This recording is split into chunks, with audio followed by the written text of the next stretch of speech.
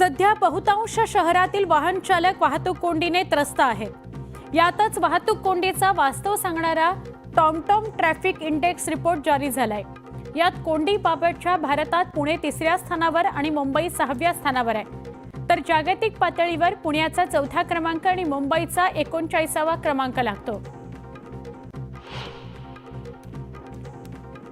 Torres गुंतवणूक घोटाळा 38 कोटी रुपयांवर पोहोचला आहे। हे प्रकरण आता गंभीर होत चाललंय, त्यामुळे भारतीय अर्थव्यवस्थेचं नुकसान झालं आहे असा दावा आर्थिक गुन्हे अन्वेषण विभागानं केला आहे। गुंतवणुकीवर जास्त पैशांचं आमिष दाखवून 1.25 लाख नागरिकांना कोट्यवधींचा गंडा घालणाऱ्या टोरेस कंपनीच्या मुळाशी पोहोचणं गरजेचं आहे। फसवणूक करणाऱ्या युक्रेनियन नागरिकांचा शोध घ्यायचा आहे। आरोपींची सुटका करू नये असा जोरदार युक्तिवाद राज्य सरकारच्या वतीनं आज सत्र न्यायालयात करण्यात आला।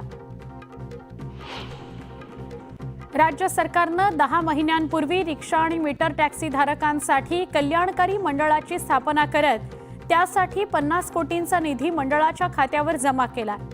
प्रतिनियुक्तीवर 4 अधिकाऱ्यांकडे अधिभारही देण्यात आला।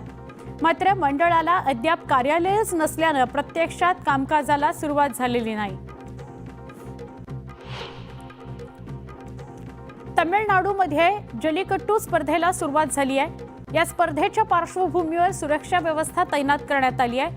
विजेत्यांना 11 लाख रुपये किमतीचं ट्रॅक्टर बक्षीस म्हणून देण्यात आलं।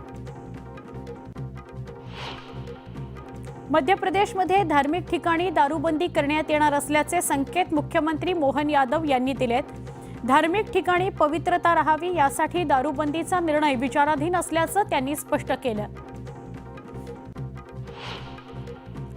महाकुंभातील शाही स्नानाला उत्साहात सुरुवात झाली आहे। लाखोंच्या संख्येनं नागरिकांनी या ठिकाणी शाही स्नानाला गर्दी केली। या पार्श्वभूमीवर आता ठिकठिकाणी चोख सुरक्षा व्यवस्था बंदोबस्त तैनात करण्यात आलाय। देशभरात मोठ्या उत्साहात मकर संक्रांती साजरी करण्यात आली।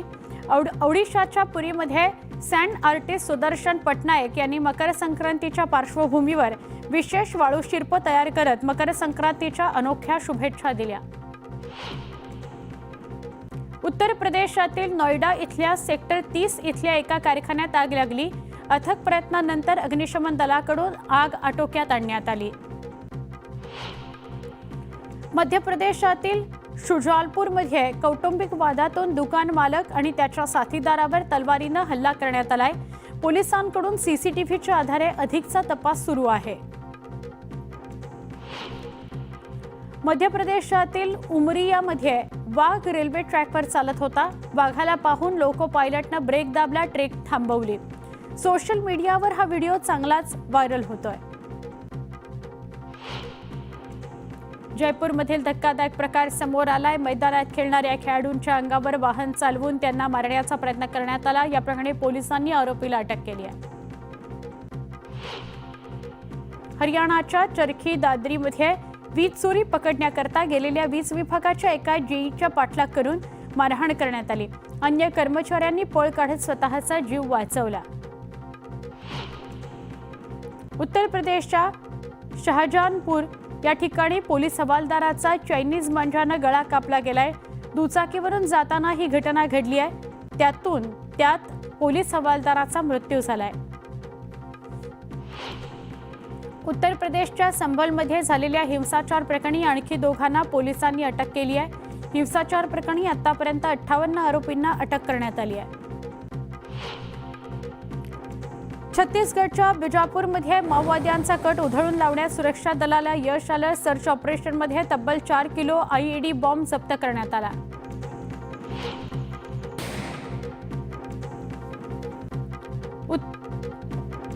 उत्तर प्रदेशच्या गाझीपूरमध्ये गुंडांनी घरात घुसून एका कुटुंबाला मारहाण केली। या धक्कादायक घटनेचं सीसीटीव्ही समोर आलंय।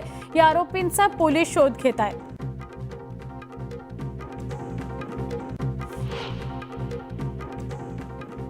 सगळ्या वेगवान स्वरूपातल्या घडामोडी आपण आतापर्यंत बघत होतो। या महाराष्ट्रभरातल्या आणि देशभरातल्या घडामोडी होत्या।